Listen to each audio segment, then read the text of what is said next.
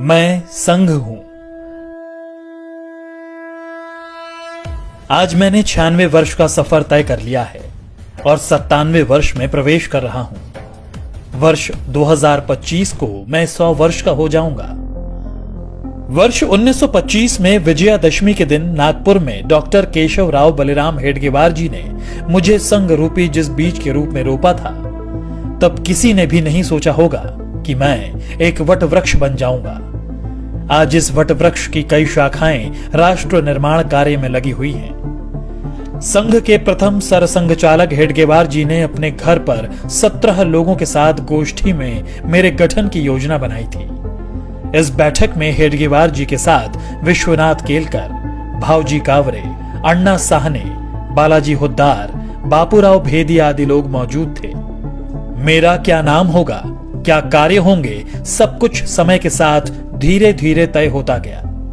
उस वक्त हिंदुओं को सिर्फ संगठित करने का विचार था। यहां तक कि संघ का नामकरण राष्ट्रीय स्वयं सेवक संघ भी 17 अप्रैल 1926 को तय हुआ।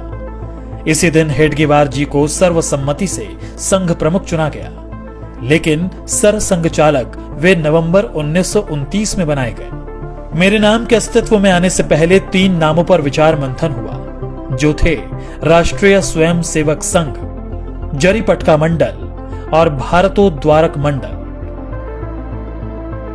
जिसके लिए बाकायदा वोटिंग भी हुई।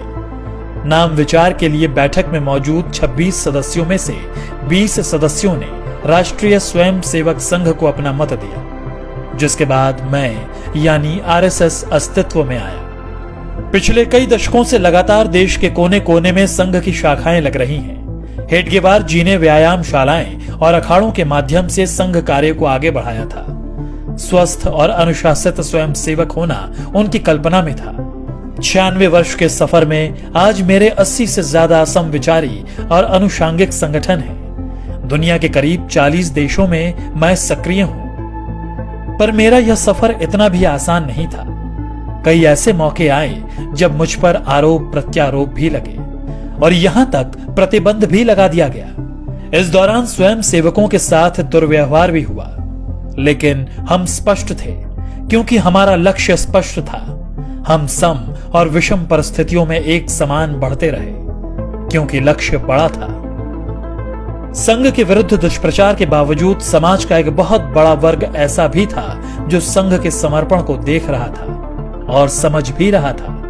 यही कारण था कि जिस परिवार को संघ के स्वयं सेवकों की मदद किसी न किसी रूप में मिली, वह सदैव के लिए संघ का हो गया। मैं तो अपने कार्य पथ पर अपने स्थापना के साथ ही निरंतर चलता रहा।